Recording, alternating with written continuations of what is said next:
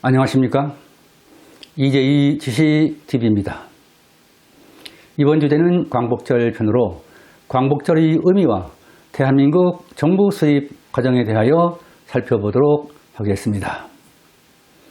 광복절은 우리나라가 1945년 8월 15일 일제치하에서 광복된 날을 기념하고 1948년 8월 15일 대한민국 정부 수립을 종축하는 날입니다.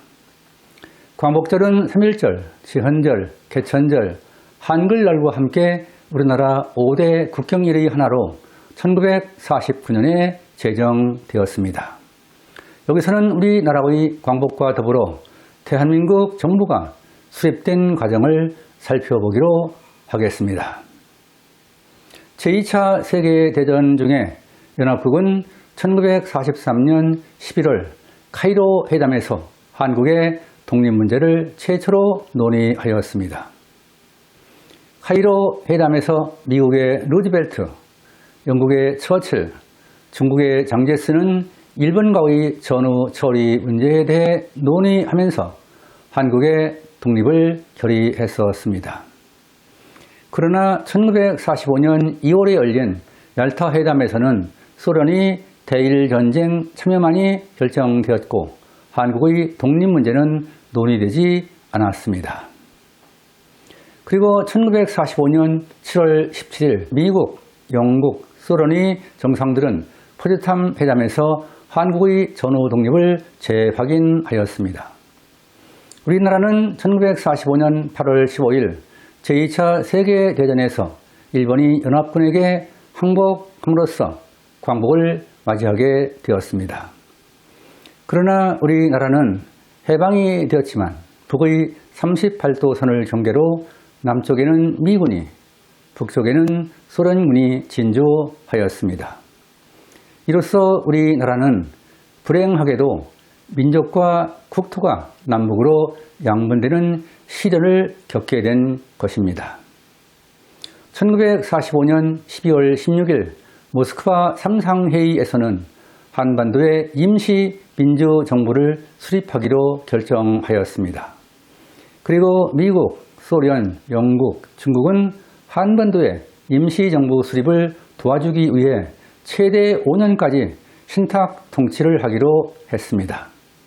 그러나 우리 국민들은 신탁 통치 반대 운동을 전개하였고 우리나라에서 신탁 통치는 무산되었습니다. 여기서 신탁 통치란 제2차 세계대전 이후 자치 능력의 결여로 정치적 혼란이 예상되는 지역을 국제연합의 위임을 받은 국가가 잠정적으로 통치하는 것을 의미합니다. 한편 미국과 소련은 남북한 통일정부 수립 문제를 협의하기 위해 미소 공동위원회를 열었지만 이견으로 결렬되었습니다. 미국은 미소 공동위원회가 결렬되자 1947년 10월 유엔 총회에 한반도 문제를 상정했습니다. 국제연합은 1947년 11월 한반도에서 인구 비례에 따른 남북한 총선거를 실시하여 통일정부를 세우기로 결정하였습니다. 국제연합은 선거를 감시하기 위해 유엔 한국임시위원회를 파견하기로 결의했습니다. 유엔 한국임시위원회란 1947년 11월 14일 제2차 유엔 총회의 결정에 따라 50총선거의 공정한 감시 및 관리를 위해 입국한 유엔 산하의 임시기구입니다. 유엔 한국임시위원회의 정식 명칭은 유엔 템포러리 커미션 on Korea입니다. 유엔 한국임시위원회는 1948년 1월부터 발족하여 선거관리 업무를 맡게 되었습니다. 그러나 유엔 한국임시위원회의 활동은 소련의 겁으로 북한 지역에서는 활동을 할 수 없게 되었습니다. 따라서 유엔은 우선 선거가 가능한 지역에서만 선거를 통해 정부를 구성하기로 결의하게 되었습니다. 이에 따라 국제연합의 결정에 의해 1948년 5월 10일 남한만의 50 총선거를 실시하여 198명의 지헌국회의원을 선출하게 되었습니다. 지헌국회는 1948년 7월 12일 대한민국 건국헌법을 제정하여 같은 해 7월 17일 우리나라 최초의 헌법을 공포하였습니다. 지헌국회는 1948년 7월 20일 이승만과 이시영을 각각 초대 대통령과 부통령으로 선출하였습니다. 이에 따라 광복 3주년 기념일인 1948년 8월 15일 대한민국 정부가 정식으로 수립되었음을 국내외에 선포하게 되었습니다.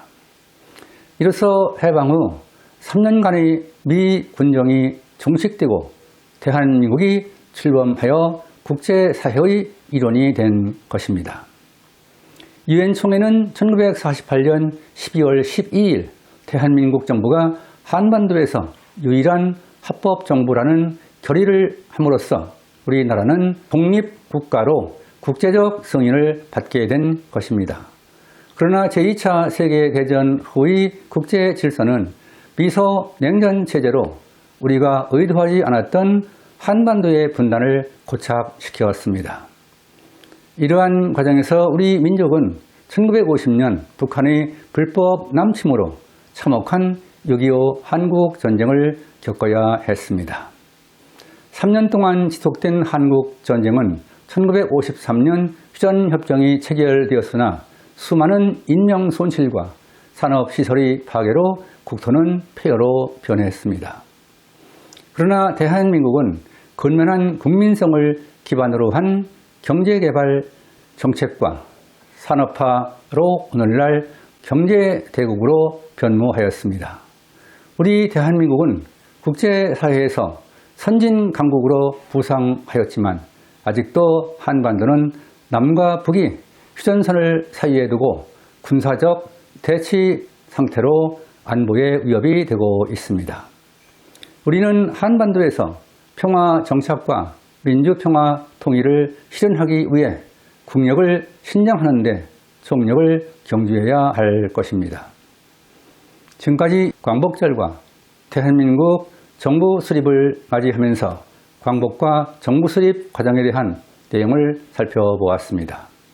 여러분은 일제 치하에서 주권을 되찾기 위해 독립운동을 전개했던 선조들의 업적을 되새길 수 있는 계기가 되었길 바랍니다. 우리나라의 광복과 대한민국 정부가 수립된 과정이 독자 여러분과 공유되었기를 기대하면서 이제의 지식TV를 마치겠습니다. 감사합니다.